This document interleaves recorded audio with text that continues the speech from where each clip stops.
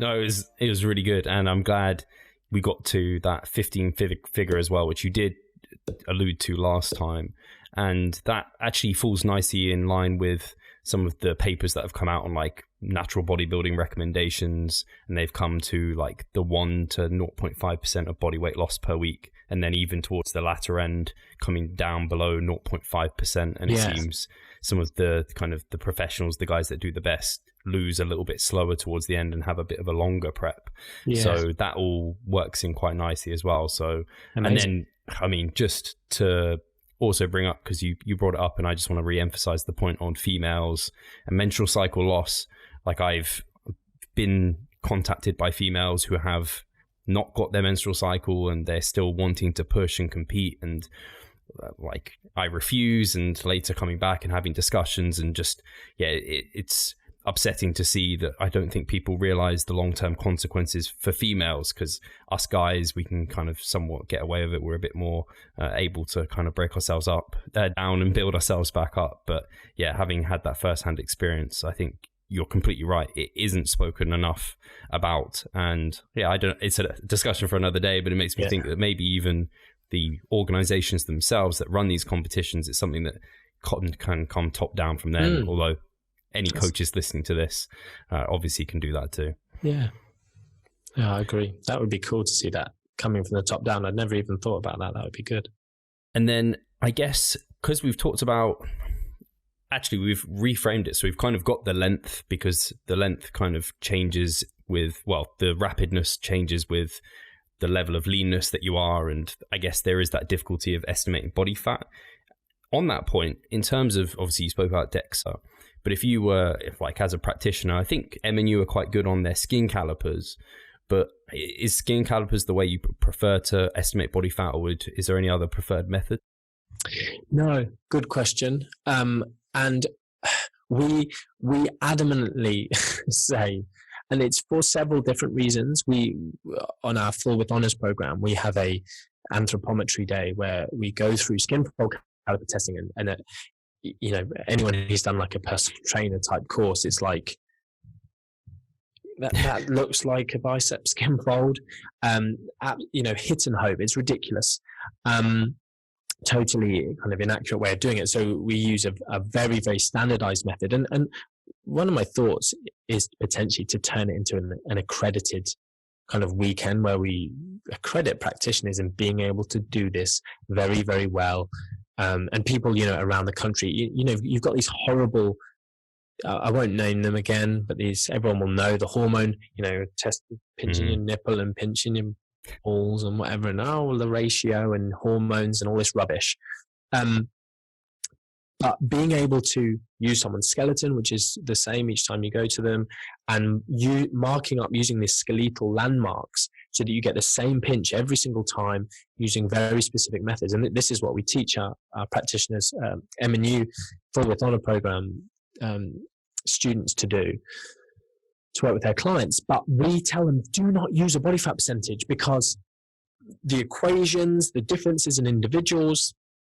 And my key thing from working, and mainly this is in like professional sport, but the way people hold on to the number, because it's like the weight on the scales. People have a visual idea. It's like when I said 26% body fat earlier. Most people listening to that will have an emotional response to that number, irrelevant. Before I even maybe said it was a male or a female, you think high, for instance. Maybe you don't. But when you say to someone, your skin fold number is 185, they go, is that high or low? And you go, it's 185. All right, but is that good or bad? It's nothing. It's just a marker in the sand. It's your first test, 185. They've got no concept of what high or low or emotional response or these kind of, and you go, right, we're going to work from here and report that. So you could then convert that to body fat percentage if you wanted to, but it would be wildly inaccurate. And you can use different equations and different numbers of sites of skin folds and get a 50% difference in what body fat percentage it gives you.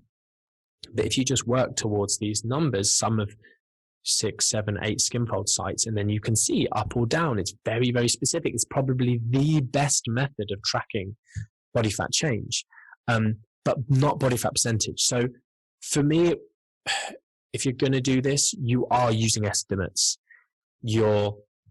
For guys like you, you'll know roughly where you've ended on show day, and then you'll know how much weight you've gained back. And people like you and lots of people who follow you who are similar will have a really good ability to get in a ballpark that if you jumped on a DEXA, you probably wouldn't be surprised by, you could get a plus or minus figure guessed, and then you get on it.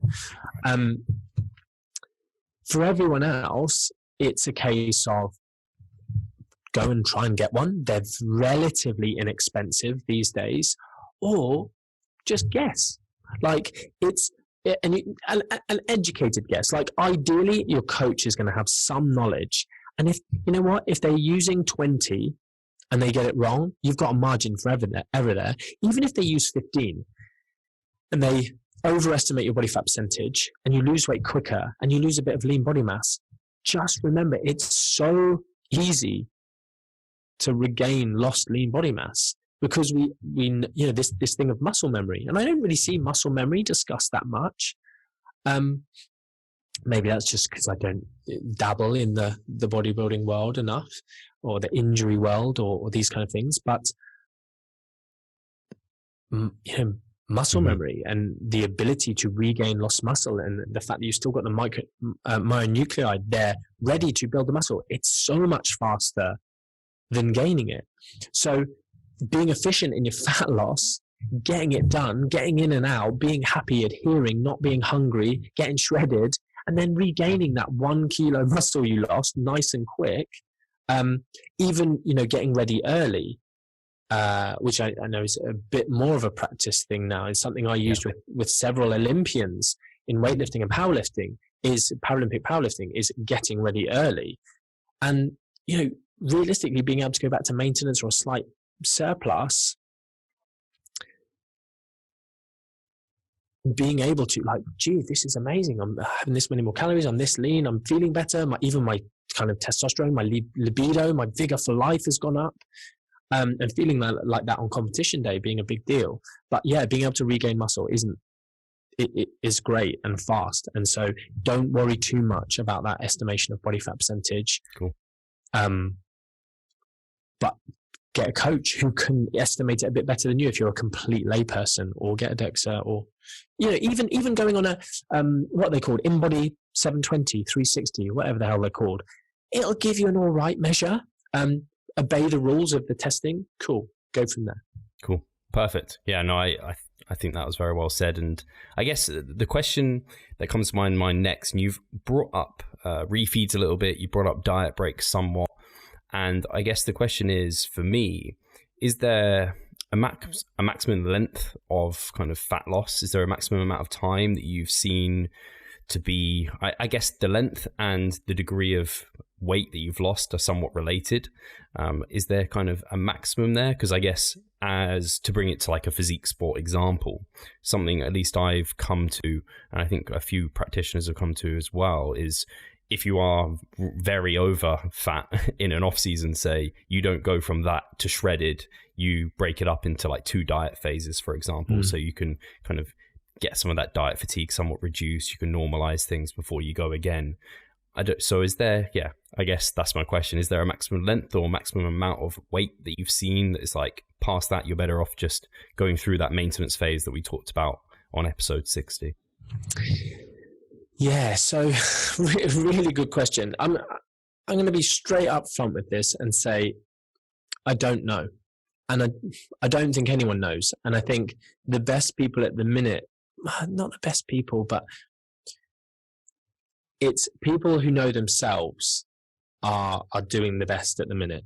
And unfortunately that sucks, because it means the rest of us need to go through trial and error. I'm fascinated by I've got this lecture I delivered, I can't remember how long ago, but it was called Aggressive Refeeds for Busting fat loss plateaus or something like that. And there was a lot of, I suppose, conjecture on my behalf in there in terms of the mechanistic stuff that we see. You know, and for instance, like the Matador study, which I don't know if we discussed last time. I presume not, maybe. Don't remember it coming up. No, sure. so was it out? Yeah, maybe it wasn't even out then. I'm not sure it was. Yeah, cool. And so, you know, this is essentially an intermittent calorie restriction type protocol, and it, you know, you can take elements from that study to consider diet breaks. And you know, it's within the world of refeeds as well. And we've got we've got much more overfeeding studies that we can look at, or going back to maintenance studies. And in terms of there being a length, I think the thing to say initially is probably starting body fat percentage is going to be a big factor, deciding factor on how long you can diet. So maybe going from 40% to 30%, whereas that's 10% difference. Whereas going from 20 to 10 is going to be different.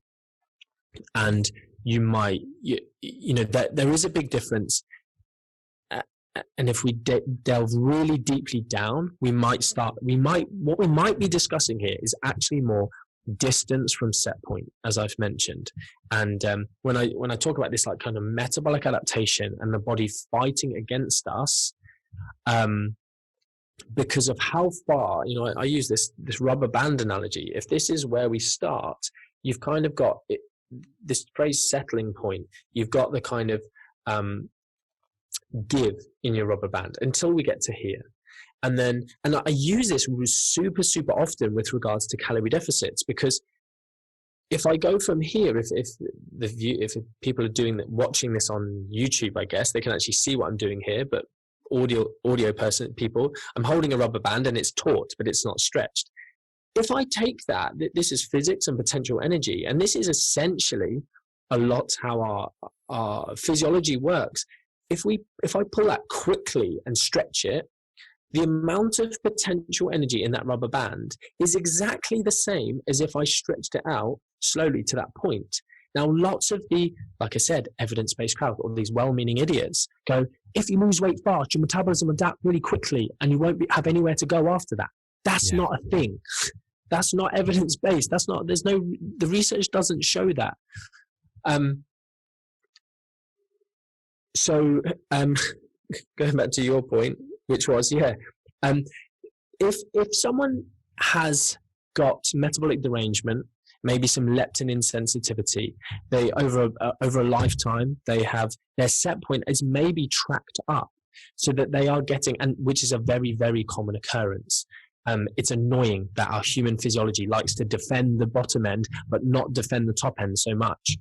And once we gain weight, and this is why people should be obsessed with the prevention of weight gain, and not from a weight stigma point of view, but we should be supporting people who go through grief and trauma and eating disorders, and we should be educating parents around not putting their children on calorie controlled diets because they put them in this realm where they end up at 25, 35, 45 yo-yo dieting, which isn't necessarily a bad thing, but that's a huge bomb that I've dropped in there.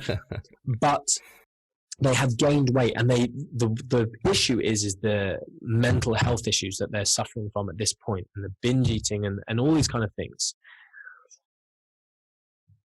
We go up there and we want to try and stop that happening, and we want to educate people and help them to manage going from a 18-year-old kid, student, whatever, into a workplace with no activity and highly palatable foods everywhere, and workplace, obesogenic environments, etc. We want to stop people going up, because once they go up, this is your rubber band. It was here in the middle and it did this.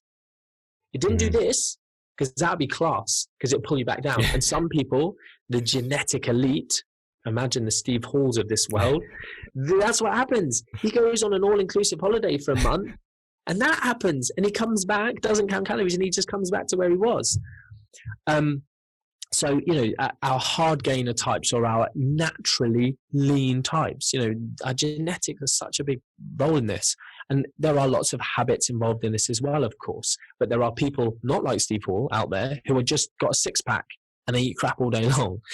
And so anyway, people go up. But once this goes up here, they're then having to pull it down. And the resistance is starting from a higher body fat point. So I've gone around the houses to come back to my point of probably how far we're moving from this point, the length of time here, when this is more stretched, we probably, maybe, that's where the proposed benefits of maybe some refeeds and some diet breaks being more frequent would be helpful, is at this point. Up here, not so much. You can just diet, losing body fat, your body's pretty happy, it's maybe even getting a bit healthier.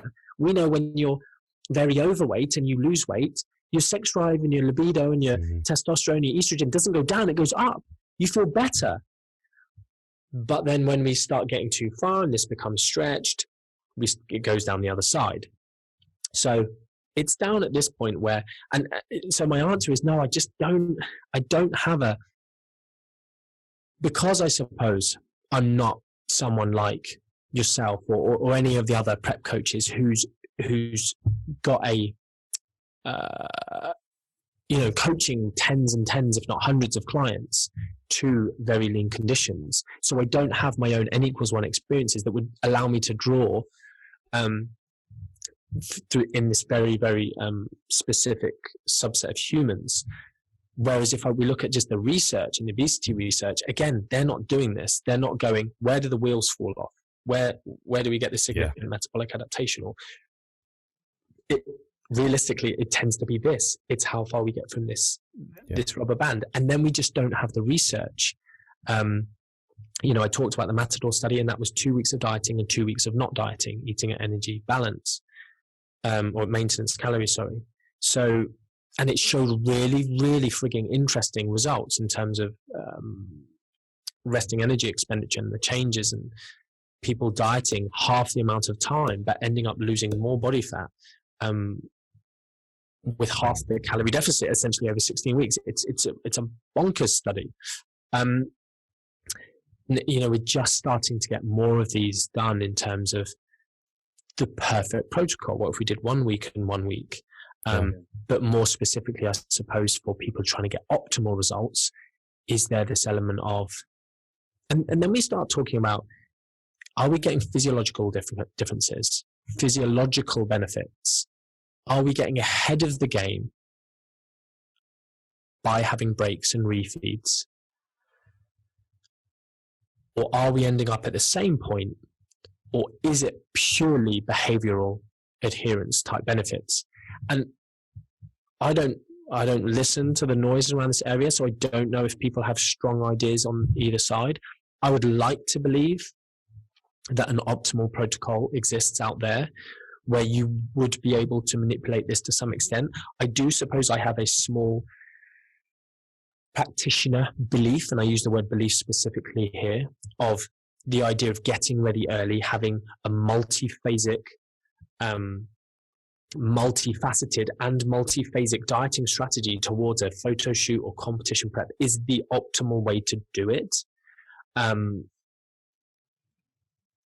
And, in terms of my decaying process, it's like, okay, that's your kind of macro, but within that you might have a week diet break, and you might have a three-day aggressive refeed somewhere around here a couple of times.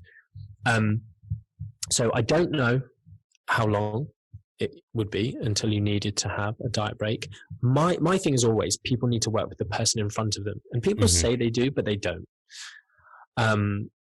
Not enough people talking on the internet. Everyone should diet slowly. Like, these people have hundreds and hundreds of thousands of followers, and they're evidence-based, and they're blue, apparently blue tick. They're nice guys and girls. No, they're not. They're talking rubbish, but it sounds good. Don't diet fast, diet slow. You're wrong, mate. Give me a reference, for goodness sakes. It sounds nice, but it's not evidence-based. So it's multiphasic, and I just don't know. I'll just clarify one point I said there, because people won't have followed it. But Are we getting ahead physiologically? So we know that we can overfeed someone for 3 days, probably, so they're in a calorie excess, probably not them not gain any body fat. Oh, how do we do that? Through supercompensation of glycogen stores. They will get some return of the adaptive things that have happened. So their resting energy expenditure, or their 24-hour energy expenditure, will go up significantly. They might get slight increases in leptin if their carbohydrate percentage or portion is high enough. The problem is we get those beneficial effects, but what you've got to remember is the other group has been dieting for 3 days whilst you've been doing that. So even if you both start, right, it's you and me, and you do your aggressive refeed and I'm struggling, but I just carry on for 3 days. And then you measure us again 3 days and 2 weeks later. I'm now 2 weeks and 3 days of deficit and you're 2 weeks. Who's ahead? And this is the question that we then have to ask ourselves of, was the benefit of those 3 days physiologically enough to put you ahead of me? Or do we, if we end up at the same point, I want to do your protocol. Yeah. Because you pigged out for 3 days. You ate loads of oats and rice and whatever, and I continued with my horrible calorie deficit. And that's the question. Or is there just an amazing adherence effect of, I get to look forward to it? And then we just need to manage behaviors around binge and restrict cycles, and people not spending the 2 weeks or the dieting period making shopping lists of junk food that they're going to binge on. And we've all done it. I've been there. But those things need to be managed by coaches and athletes, etc. And just to realize it's a slippery slope towards disordered eating, towards really poor relationships with food. Hi guys, Steve here. Just wanted to take a moment of your time to remind you of the Revive Stronger member site. Inside you'll find a thriving forum, a growing exercise library, presentations, research reviews and courses. If you want to get involved, sign up via the description. So my summary is, I don't know, Steve. Martin, hearing you talk through that is really cool. I've got and the listeners will have the same. They're listening to every episode, like I'm talking to every practitioner, talking to people like Cliff Wilson, who has had he's had thousands of people go pro. So he has like a wealth of knowledge, and talking to you, who has intricate knowledge in nutrition. So then to hear you talking and being like, I can draw the lines here, and I can talk about, even myself personally, the approach I have come to is multiphasic, non-linear, in that. And I talk, like, my thought of it was like the rubber band, like the settling range kind of diet down. I call it like the honeymoon phase, where you get to like the lower end of that, and then it starts to suck and you just hold off. Then that's where I kind of break for an extended time. And then the second phase comes in, and that's where the multi-day refeeds and things come in, the diet breaks. So cool to hear you kind of say that that's an idea that you've kind of come to without even being a practitioner and doing it yourself. It's really cool to like draw the lines between very smart people and kind of people in the thick of it as well. So I appreciate your very honest thoughts about it all. Yeah, great. My pleasure. I didn't have any particular follow-up questions around that. It's just incredibly interesting at the moment because there are, like you said, you're not in the thick of it. You're not talking and listening to people who have like their opinions on kind of what the benefits of the non-linear dieting approaches are. But there definitely are people that have quite strong opinions, thinking that there are kind of upregulations in potential BMR, like downregulation in diet fatigue factors, and that's having the potential benefits. And there's others very much evidence-based who are suggesting that it is down to just adherence, and you can never quite know because they're not in metabolic wards all the time and things like this. So it is a kind of opinion piece in a way, and it's interesting to hear that again you're kind of none the wiser in that sense either, I guess. Yeah, very true. I think it is that thing of, it's one of those nice areas where people can get a really good insight into multiple evidence-based practitioners. So not well-meaning idiots, but genuinely evidence-based people who understand research, And there are people with their own biases. There are people who just like to be a bit alternative or shock factor. But generally, we're sort of singing off the same hymn sheet, but just have different experiences and different ideas about the data, and being respectful of each other's ideas, and kind of being super open to that study that tests our difference of opinion, and being able to go, oh, that was the outcome. And, you know, no one's going to be like, oh, see, I told you. And it's like, cool, like your guess was better than mine. It's like heads or tails. No one's going, I told you it'd be heads. It's like, it's a 50-50 chance. And, you know, there's not hard evidence either way. We don't, that whole thing of like, who's going to be ahead? We don't know it. We definitely know there's physiological impacts that could be termed beneficial in that time frame of refeeds and diet breaks. We've measured it. It's I'd say unequivocal. It's the difference in the net outcome after we take the time scale into play. So that's, you know, we can all kind of mentally masturbate over this stuff that realistically doesn't matter, because we can't really tell. And you do one prep this way and one prep that way, and make a few changes, and it's cool and it's fun and it's interesting, but you're going to get mostly the same outcome. But it's good to have a process, and it's good to know why you're doing things. But yeah, no, that's cool. And actually, to further your point, it was the talk about who's ahead. And it's also, you said you like the idea of getting ready early and then eating up. That's also becoming more and more like the goal. It doesn't always happen because it's a contest prep. It doesn't always happen for people. So very interesting to hear that as well. I'm cognizant of your time, Martin, and I'm really happy. Actually, I feel like we've done true justice to the topic of kind of rapid fat loss, where your thoughts are right now, and certainly touched on some new points. So I want to say a massive thank you again for having you on. I'm sure you'll be on again before 3 years. Yes, I hope so, at least. And I want to make sure people can reach out to you, find out more about MNU, find out more about you. Where's the best place for people to head?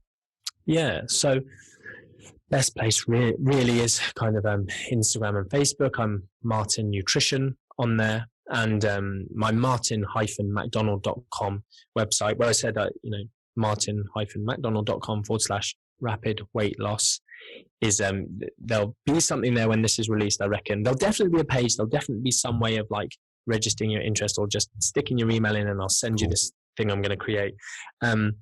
Those are the kind of main places. And then, you know, from there, I've got a link in my bio to kind of, you can look down for, you know, I'll have a link to this podcast, and it's got links to kind of Mac Nutrition Uni, the website, and people can go and do their research on there in terms of what that is, if this is the first time they've heard of it. And there's an interest list for the foundation course, and there that they can go and get that information.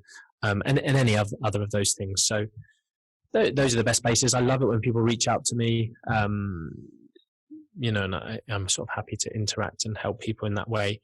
And I probably, after recording this, I'll probably go and do a half decent post where I summarize that paper better, and for people on that front. Now, that's actually one thing I just wanted to say. I'll see if I can be super succinct about it, but it was just and you can tell me, Steve, actually, I'll let you be super honest with me. I don't know if I got the point across that I think I did well in terms of rapid fat loss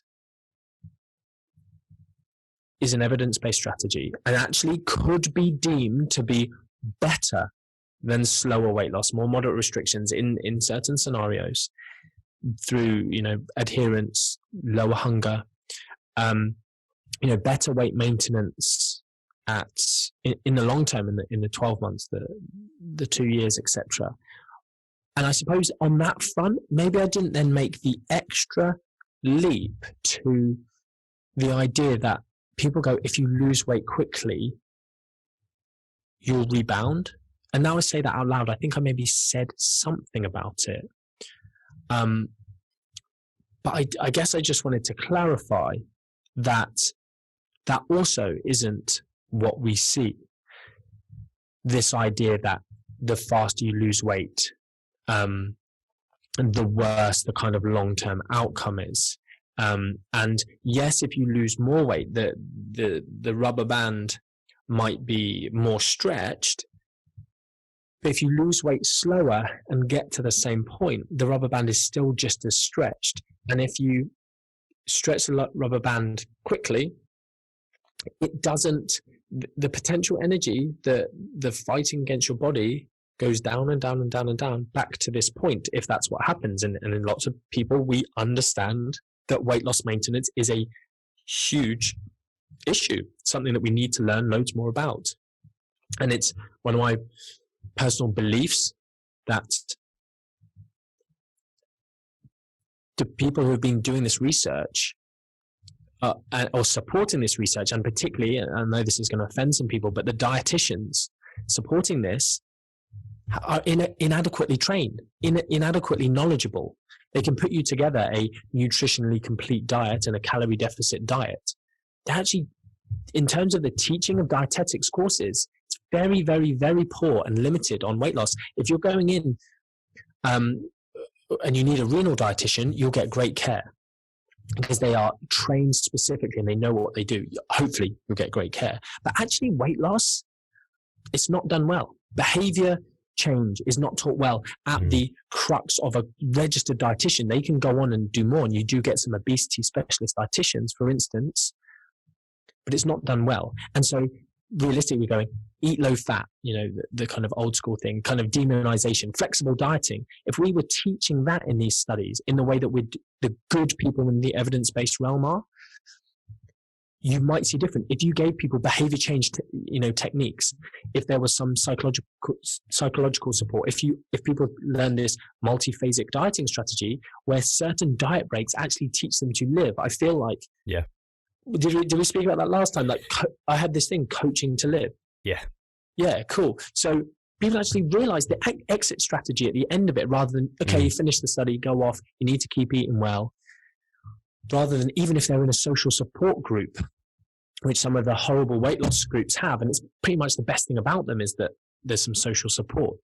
So, and this whole idea that, no one should intentionally lose weight. It's just it's bad and it shouldn't ever be done.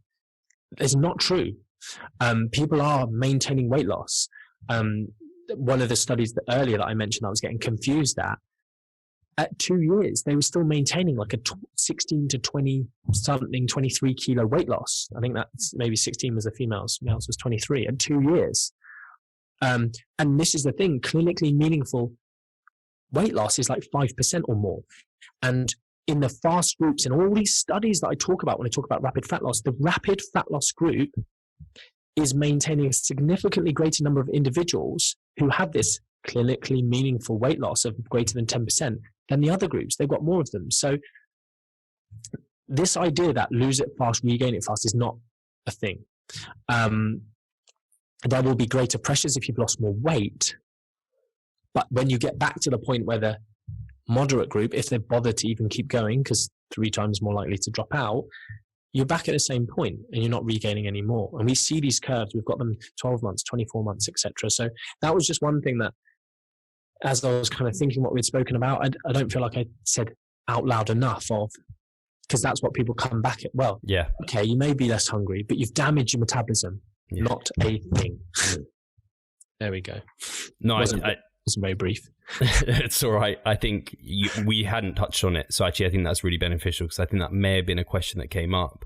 I don't know if you've got time. I could ask you just 2 quick follow-up questions. Go on. You mentioned earlier that you have some thoughts to why the more aggressive calorie deficit may be easier to adhere to and hunger is less. And also then, I don't know if you have any thoughts to why the aggressive dieting approach doesn't lead to the rebound that many people think. Yeah, so the rapid fat loss stuff, I genuinely, I've said this a few times in different formats and different conferences I've spoken at, and I'm just lazy. Let's be honest. I read random research. I just kind of go down a rabbit hole. I just enjoy reading research.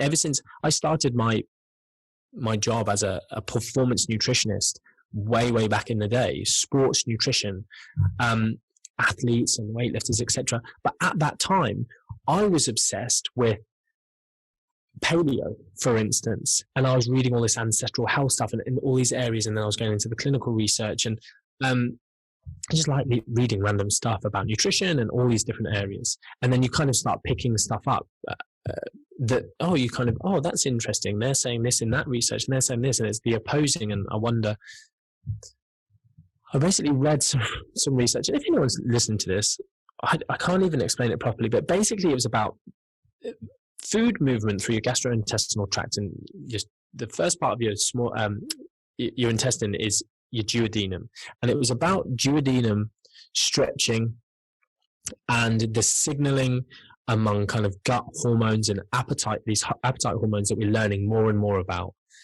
and basically the signaling that occurs. And I just kind of had this idea that maybe there was an element of, and there was a threshold of, because we also understand that kind of like mastication, something you have to say very carefully, but the chewing, even that impacts our levels of satiation, for instance, and impacts these gut hormones, these appetite hormones.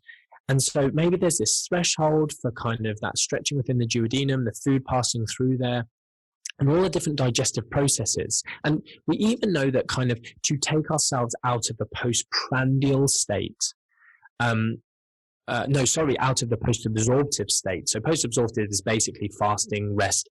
We've eaten, we've digested, absorbed, assimilated all the nutrients. We're back to baseline. Just after we've eaten, we're digesting, and then we're in the post-absorptive state, postprandial state. Get my words mixed up. But basically, if we're just eating such a low-calorie diet, these are 400 to 800 calorie diets, we're not taking ourselves enough out of this absorptive state. And also, so there's these gut signaling. So this is like a third facet I don't normally talk about, but not coming out this post-absorptive state is enough. And just whether or not we know that with complete fasting, you do get a reduction in appetite. And after a number of hours, there's research showing that maybe at 72 hours, we start to get this starvation response, not starvation mode, the starvation response. Things start to slow down. We get massive reductions in protein degradation, so we don't waste away. And so my thinking is just around those two things of, it's just not enough to almost initiate this normal functioning of our appetite, and this kind of, we're in this kind of starvation response area. The other one is just simply ketosis. We know that for some individuals, and it's not universal, that ketosis can help manage appetite. And when you're eating a very low calorie diet, you do go into ketosis, whether you're low percentage carbohydrate or not. You're just very low calorie, and the energy deficit leaves you being in ketosis. So that's a third facet that I would put on that in terms of one of those reasons. The problem is they don't measure any of this stuff often.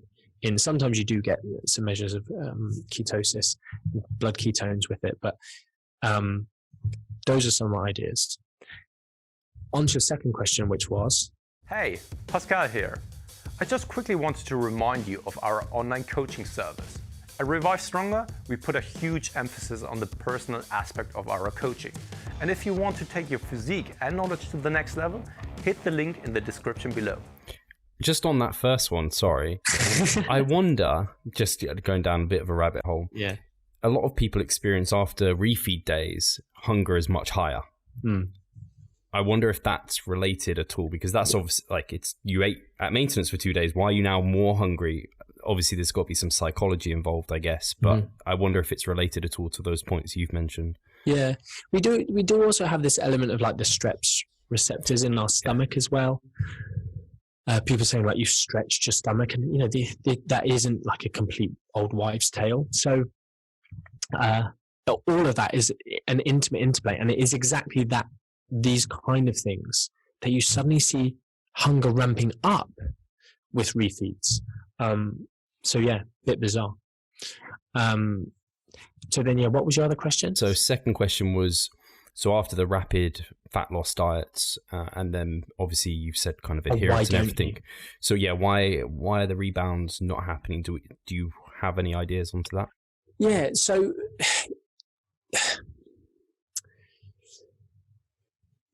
people are regaining weight after weight loss, commonly.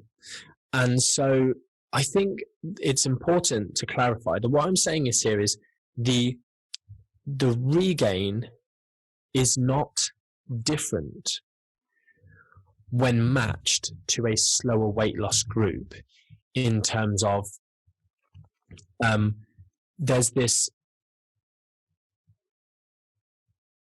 postulation that you diet slower on your 500 calorie deficit because every personal trainer and friggin' Herbalife rep and his dog has done a diet with someone. Oh, look, I've helped someone lose weight. And it's like, yeah, anyone can get someone to lose weight. Yeah, but my clients lose weight and keep it off. Do they? Show me your client. Where's your first client? Bring them here right now and let me see if they've kept it all off. People just think because they're not going on a juice cleanse for 10 days. You know, actually, this literally was on my post the other day. Someone going, I was just wondering if after lockdown, maybe I'd go, oh, can I just say this as well? I wouldn't recommend people do. I actually just wrote these 3 things down. Who is it not for? Those trying to get pregnant, probably. If it starts to impact menstrual cycle, children, definitely not children. And also just remembering that energy balance is one of them, a strong influencer of immune function. So just right now, just this idea of if you're trying to bolster your immune system, I've been asked a lot, should I, can I do a calorie deficit this time? And it's a tricky discussion to have, because people are saying, well, I feel like I'm at greater risk because of being overweight, complications, what should I do? My definite answer is just don't make it rapid. That's my definite no. That's where there's no nuance. So I just wanted to say that. And then, so why, where was I? So why aren't we comparing? So people going, oh yeah, everyone and their dog, it's made people lose weight. Bring your first client.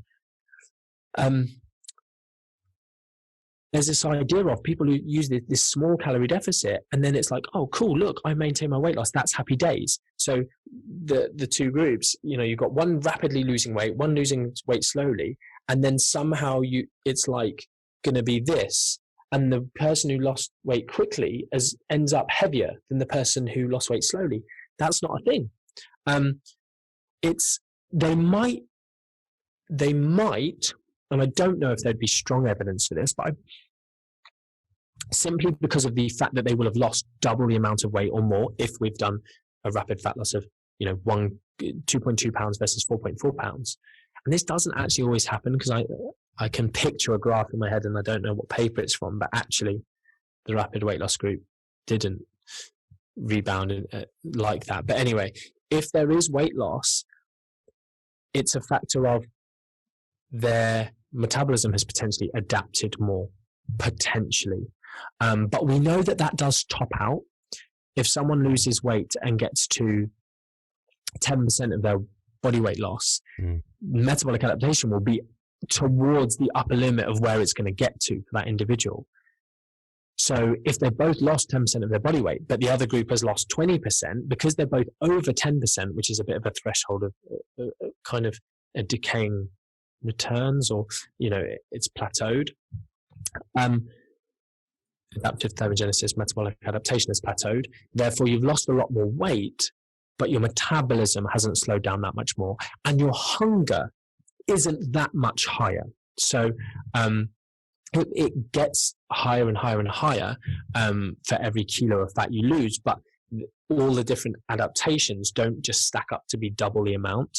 So for that reason, that would be a reason why maybe you don't get this rebound. But what I'm saying is, if someone has gone into this without any behavior change, they've just cut their calories to 500, they've probably given themselves some eating issues because they didn't do the McDonald method, which is unconditional permission to eat. If you need to go back to maintenance for one day, if you feel really hungry, if you feel if anything happens, you have complete control to be completely flexible. Completely flexible. Flexible dieting is not just being able to get ice cream in your diet. Yeah. It's being able to be multifaceted and multiphasic. It's you can choose on the day, I'm not doing a deficit today, I'm going back to maintenance.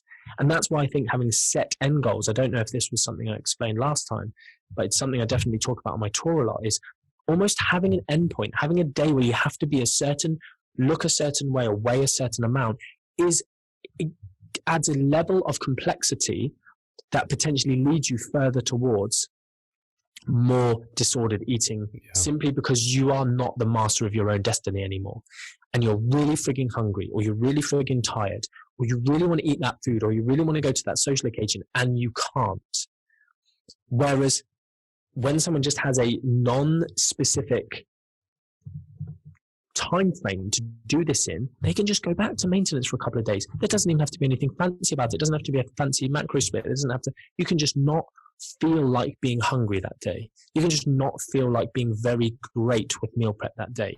You can eat that really palatable food. Likewise, even if you are going to eat 1,000 calories a day, I remember days where, as part of my 800 to 1,000 calories, I just ate crap. And it was lovely, tasted great. Then I was flipping hungry that evening.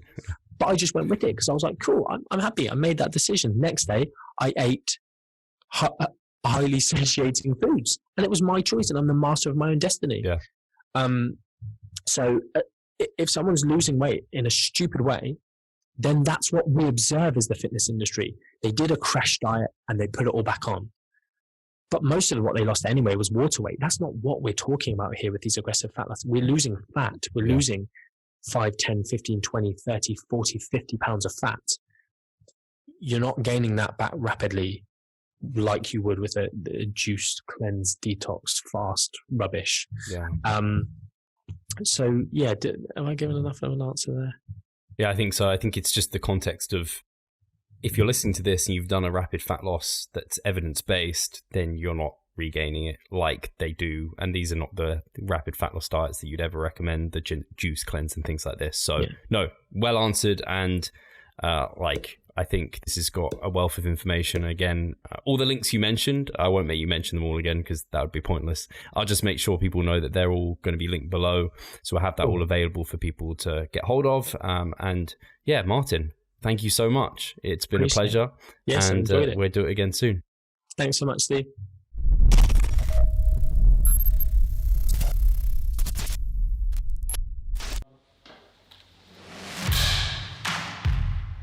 So I'm Steve Hall, founder of Revive Stronger and a coach of Revive Stronger. My name is Pascal Flor. I'm the co-owner of Revive Stronger and also a coach, of course.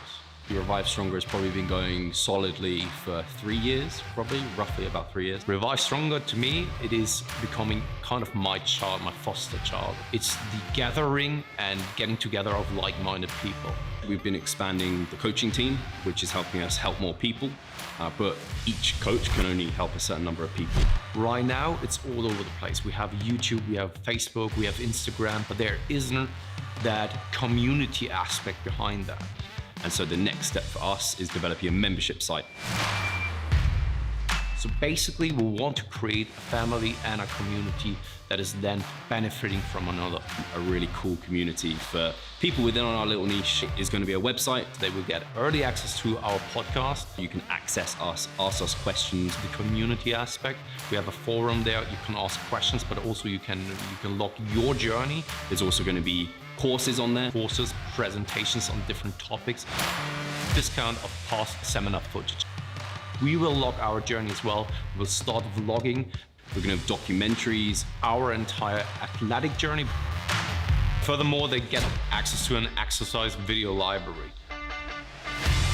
The exercises that we love for hypertrophy and maximizing hypertrophy, we're going to go through those in depth, telling you how to execute them. We kept them concise and also mobile friendly so that you can watch them in between your sets. I'm super excited to grow this community. The amount of value that we're going to be delivering is huge. And I'd love you to be part of it. You will get so much out of that. I'll see you inside.